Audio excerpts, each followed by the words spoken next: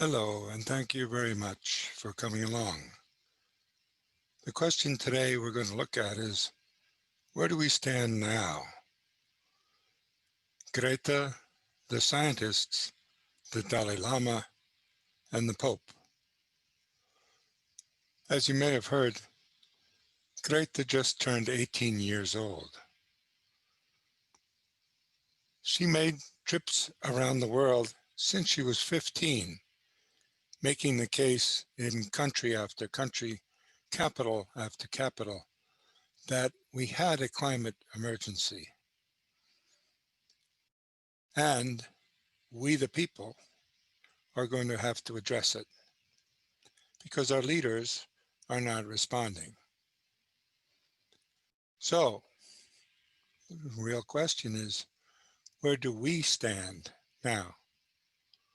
Not where does she stand, but where do we stand? The warning has come at the highest level. In fact, Antonio Guterres has made it very clear that we're in a climate emergency on a global scale. The United Nations Secretary General, Antonio Guterres, has urged world leaders to declare a state of emergency over the climate crisis. His call came on Saturday during a virtual climate summit to mark the 5th anniversary of the 2015 Paris Climate Accord. 5 years after Paris, we are still not going in the right direction. Paris promised to limit temperature rise to as close as to 1.5 degrees as possible. But the commitments made in Paris were far from enough to get there, and even those commitments are not being met. Carbon dioxide levels are at record highs. Today, we are 1.2 degrees hotter than before the Industrial Revolution. If we don't change course, we may be headed for a catastrophic temperature rise of more than 3 degrees this century. Can anybody still deny that we are facing a dramatic emergency? That is why today I call on all leaders worldwide to declare a state of climate emergency in their countries until carbon neutrality is reached. Some 38 countries have already done so, recognizing the urgency and the stakes. I urge all others to follow. UN Secretary General Antonio Guterres speaking Saturday at a virtual climate summit to mark the 5th anniversary of the 2015 Paris Climate Accord. Greta Thunberg has been delivering this message for years. In fact, she delivered it straight to the Secretary General while she was in New York. Prior to the summit, the 17-year-old Swedish climate activist Greta Thunberg released a video saying much more needs to be done to combat the climate crisis. My name is Greta Thunberg, and I'm inviting you to be a part of the solution. 5 years ago, world leaders signed the Paris Agreement, and they promised to keep the global average temperature rise to well below 2 degrees Celsius and to pursue 1.5 degrees to safeguard future living conditions. Since then, a lot has happened. But the action needed is still nowhere in sight. The gap between what we need to do and what is actually being done is widening by the minute. We are still speeding in the wrong direction. The 5 years following the Paris Agreement have been the 5 hottest years ever recorded. And during that time, the world has also emitted more than 200 gigatons of CO2. Commitments are being made, distant hypothetical targets are being set, and big speeches are being given. Yet, when it comes to the immediate action we need, we are still in a state of complete denial, as we waste our time creating new loopholes with empty words and creative accounting. If you read through the current best available science, you realize that the climate and ecological crisis cannot be solved without system change. That's no longer an opinion, that's a fact. The climate crisis is only a part of a bigger sustainability crisis.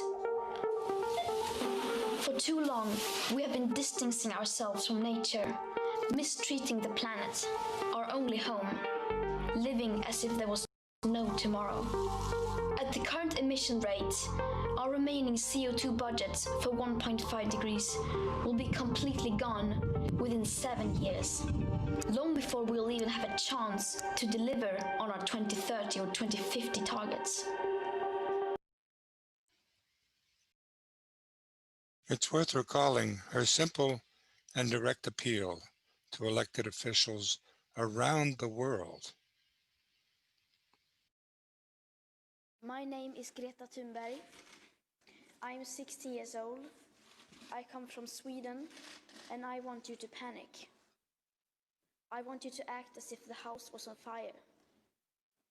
I have said those words before, and a lot of people has explained why that is a bad idea. A great number of politicians have told me that panic never leads to anything good.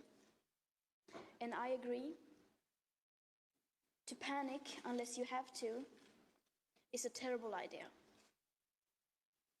But when your house is on fire and you want to keep your house from burning to the ground, then that does require some level of panic. Our civilization is so fragile, it is almost like a castle built in the sand. The facade is so beautiful, but the foundations are far from solid. We have been cutting so many corners. Yesterday, the world watched with despair and enormous sorrow how the Notre Dame burnt in Paris. Some buildings are more than just buildings. But the Notre Dame will be rebuilt. I hope that its foundations are strong. I hope that our foundations are even stronger, but I fear they are not. Around the year 2030, 10 years, 259 days and 10 hours away from now, we will be in a position where we set off an irreversible chain reaction that will most likely lead to the end of our civilization as we know it. That is, unless in that time, permanent and unprecedented changes in all aspects of society have taken place, including a reduction of our CO2 emissions by at least 50%. And please note that these calculations are depending on inventions that have not been yet invented at scale. Inventions that are supposed to clear our atmosphere of astronomical amounts of carbon dioxide. Furthermore, do these calculations not include unforeseen tipping points and feedback loops, like the extremely powerful methane gas escaping from rapidly thawing Arctic permafrost? Nor do they include already locked-in warming hidden by air pollution, nor the aspect of equity or climate justice clearly stated throughout the Paris Agreement, which is absolutely necessary to make it work on a global scale. We must also bear in mind that these are just calculations, estimations. That means that these points of no return may occur a bit sooner or later than that. No one can know for sure. We can, however, be certain that they will occur approximately in these time frames, because these calculations are not opinions or wild guesses. These projections are backed up by scientific facts concluded by all nations through the IPCC. Nearly every major national scientific body around the world unreservedly supports the work and findings of the IPCC. We are in the midst of the 6th mass extinction, and the extinction rate is up to 10,000 times faster than what is considered normal, with up to 200 species becoming extinct every single day. Erosion of fertile topsoil, deforestation of our great forests, toxic air pollution, loss of insects and wildlife, the acidification of our oceans. These are all disastrous trends being accelerated by a way of life that we, here in our financially fortunate part of the world, see as our right to simply carry on.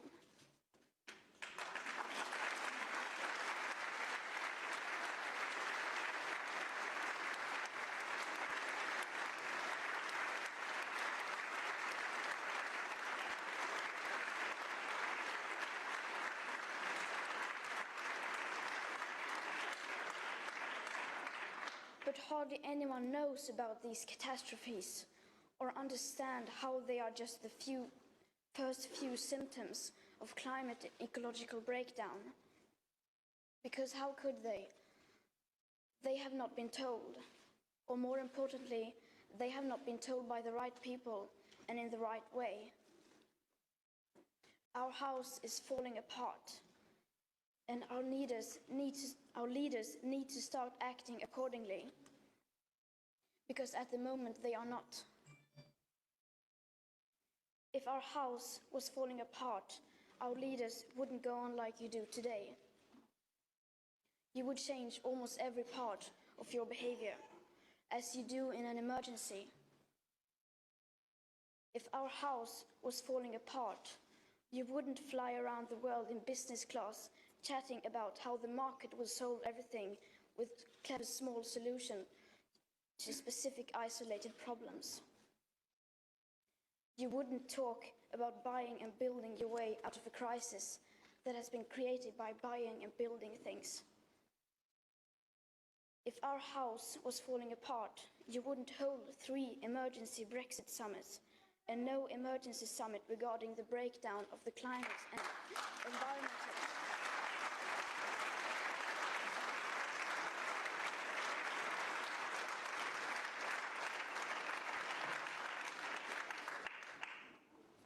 You wouldn't be arguing about phasing out coal in 15 or 11 years. If our house was falling apart, you wouldn't be celebrating that one single nation like Ireland may soon divest from fossil fuels. You wouldn't celebrate that Norway has decided to stop drilling for oil outside the scenic resort of Lofoten Islands, but will continue to drill for oil everywhere else for decades. It's 30 years too late for that kind of celebrations. If our house was falling apart, the media wouldn't be writing about anything else. The ongoing climate and ecological crisis would make up all the headlines. If our house was falling apart, you wouldn't say that you have the situation under control and place the future living conditions for all species in the hands of inventions that are yet to be invented. And you would not spend all your time as a politician arguing about taxes or Brexit. If the walls of our house truly came tumbling down, surely you would set your differences aside and start cooperating.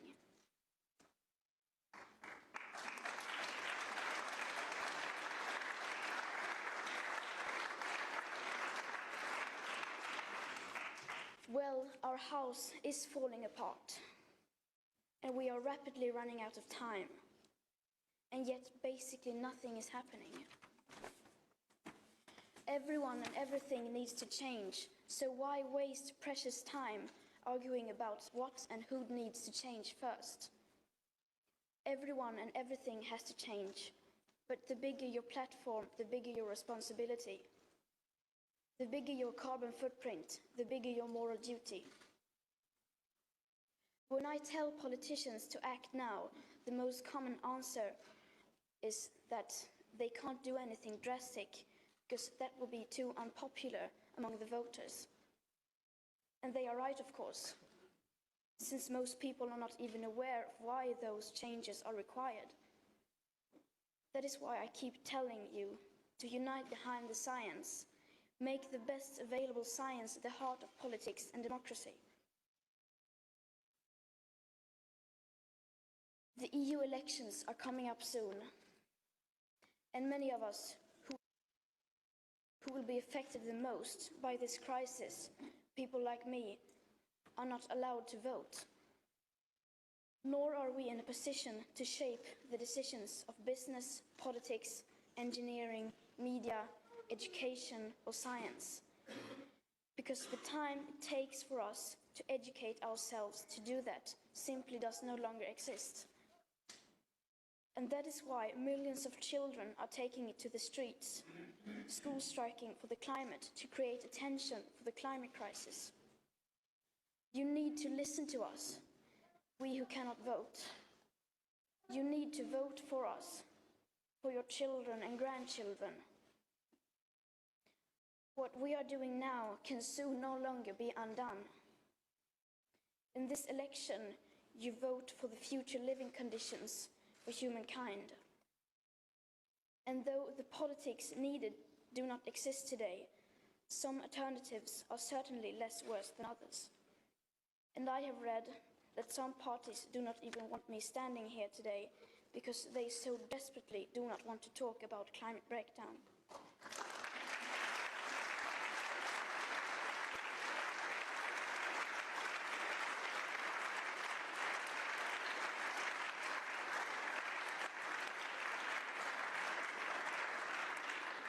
Our house is falling apart.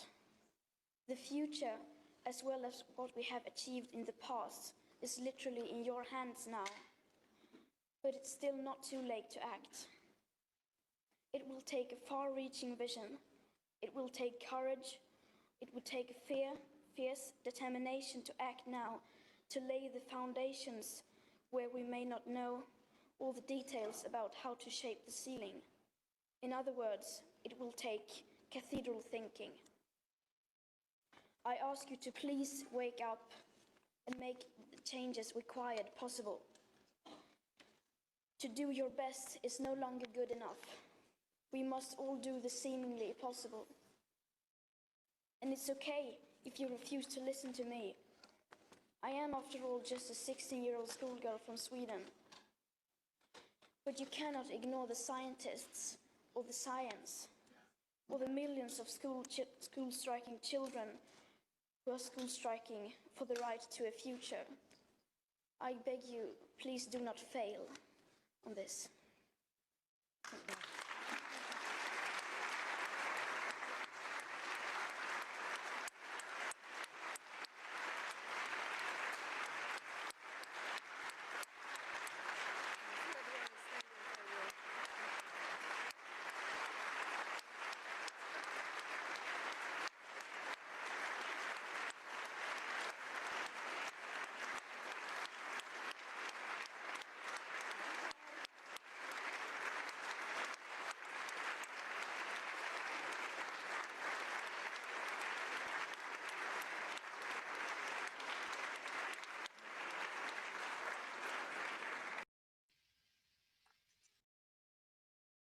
As that address to the European parliamentarians made it clear, her point was especially aimed at politicians, but she met with many more people beyond the politicians, including religious leaders of all faiths.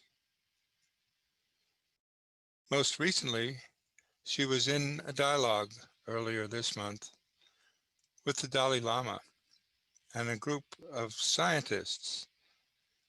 She was trying to emphasize what the scientists have been saying all along. And it's worth listening to how their conversation emerged. The Dalai Lama, in his residence, had them connected electronically with Greta Thunberg and the leading scientists. The group was chaired by the former president of Wellesley College.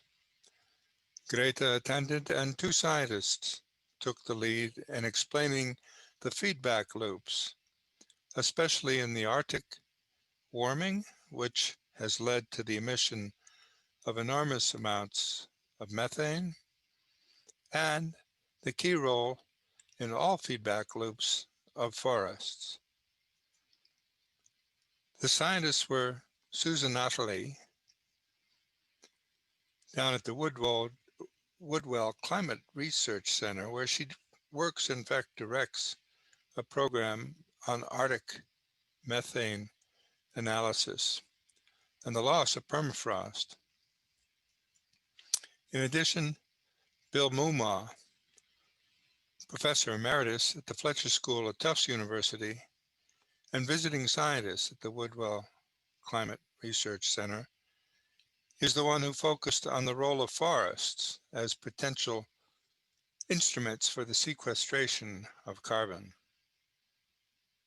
It's worth listening to the way in which he characterizes the role of forests and the potential they have to become either a positive feedback loop in runaway carbon exertion and expelling into the atmosphere, or capturing carbon, leading us into a potential solution to the carbon sequestration problem.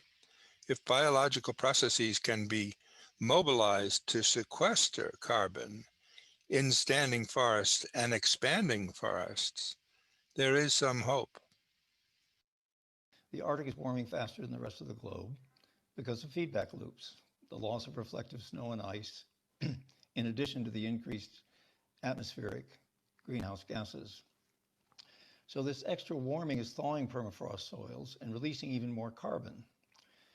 In other parts of the globe, warming forests, wetlands, grasslands, and agricultural soils increases the metabolism of plants and soil microbes so that they store less carbon and release more carbon dioxide and methane to the atmosphere, an important feedback loop accelerating warming.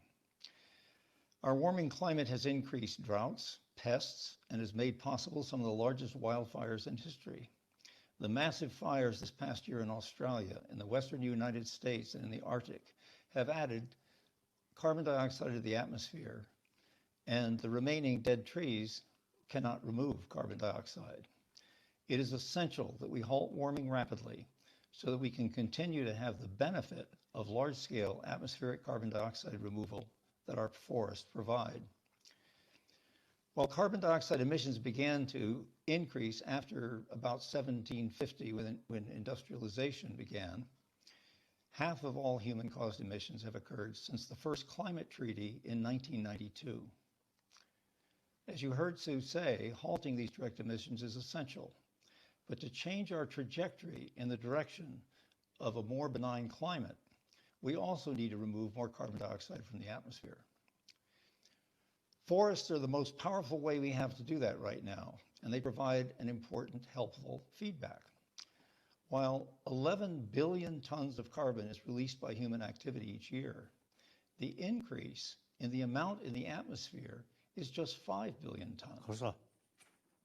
Oceans and plants on land remove the rest, and over half of this is removed by forests. Trees steadily accumulate carbon by absorbing atmospheric carbon dioxide through the amazing process of photosynthesis. That carbon makes up half the weight of dry wood, and some of it accumulates in soils as leaves and fallen wood decompose.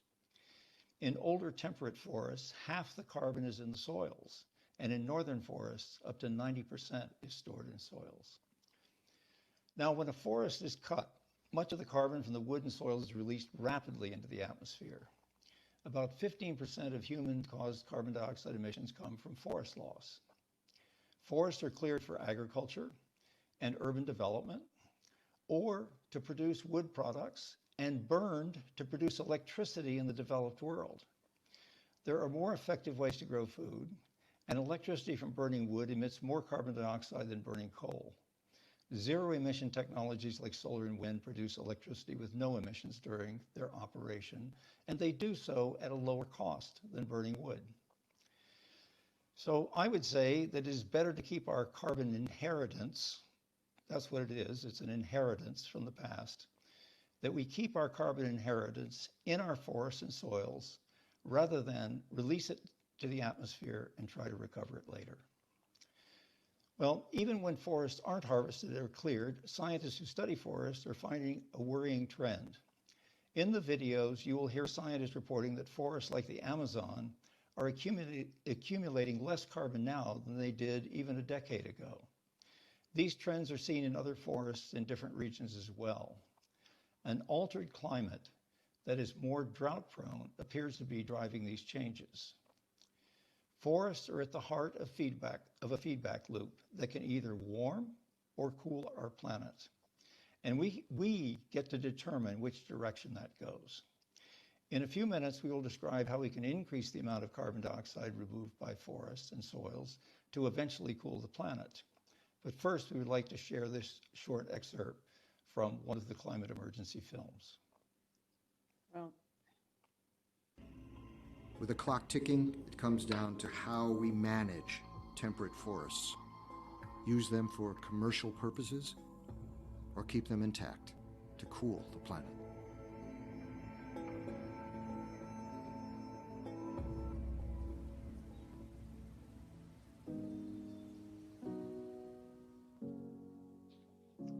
While human activity has kicked off natural warming loops, human ingenuity could reverse their direction, turning them into cooling feedbacks instead. It would mean protecting and expanding forests, preserving marshes, grasslands, and all natural habitats. Using agricultural practices that store carbon instead of releasing it, and letting trees and plants do their job of taking carbon out of the air. This would lower Earth's temperature and kick in a self-perpetuating cooling feedback loop. George Woodwell was an early pioneer warning about fossil fuel use, setting off warming feedback loops 5 decades ago. He's convinced the solution lies with nature's own ability to cool the planet. We can store carbon in life. If we want to be optimistic, we have to be very progressive in our transition away from fossil fuels and into a new green world. But it takes imagination, interest, and a recognition of the reality of an Earth that is failing at the moment. We can't allow it to be too late.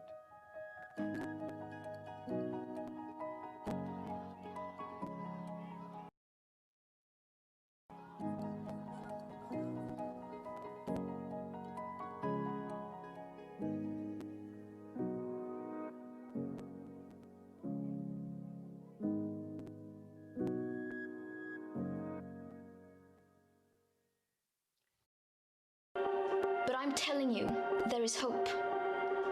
Because the people have not yet been made aware. We cannot solve a crisis without treating it as a crisis. Nor can we treat something like a crisis unless we understand the emergency. So let's make this our main priority. Let's unite and spread awareness. Once we become aware, then we can act. Then change will come. This is the solution. We are the hope. We, the people. Climate activist Greta Thunberg speaking in a video she released ahead of Saturday's virtual climate summit to mark the 5th anniversary of the 2015 Paris Climate Accord.